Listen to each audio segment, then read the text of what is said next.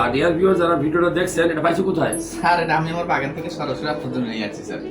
Dragon আসলে এই দেখেন, এইভাবেই ড্রাগন খাওয়া উচিত। এরকম ড্রাগন ফল আপনারা যেরকম আম ছিলে খান, ড্রাগনও কিন্তু এইভাবে খাওয়া যায়। আমি খাবো? জি স্যার। স্যার আসলে তো আমরা কেটে খাই, তার মানে এটা মানে সবচেয়ে এই দেখেন, এই না, এটা রিয়েলিটি দেখাচ্ছি যে অরিজিনাল ড্রাগন ফল এরকম ছোট হবে, কতটা রঙিন। এটা হলো কালারফুল ফল। মনে রাখবেন, যত কালারফুল ফল খাবেন তত বেশি অ্যান্টিঅক্সিডেন্ট পাবেন। অ্যান্টিঅক্সিডেন্ট শরীরে কি করে?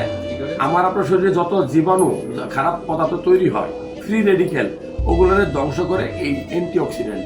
যেমন গাজর, টমেটো, কাঁঠাল, আম, এই যে এইটা ধরেন আপনি, এই ড্রাগন, মানে রঙিন যত ফল আছে সবগুলাতে লাইকোপেন নামক অ্যান্টিঅক্সিডেন্ট থাকে।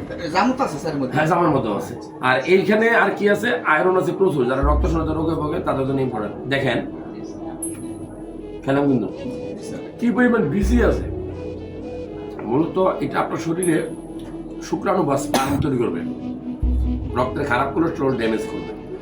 এটা আপনার শরীরে আয়রন, হিমোগ্লোবিন বাড়াবে। রক্ত শূন্যতা রোগ থেকে বাঁচার জন্য ড্রাগন ফল খাওয়া উচিত। এটা ন্যাচারাল। বাজার থেকে বড় ড্রাগন ফল না কিনে ছোট ছোট ড্রাগন ফল কিনবেন।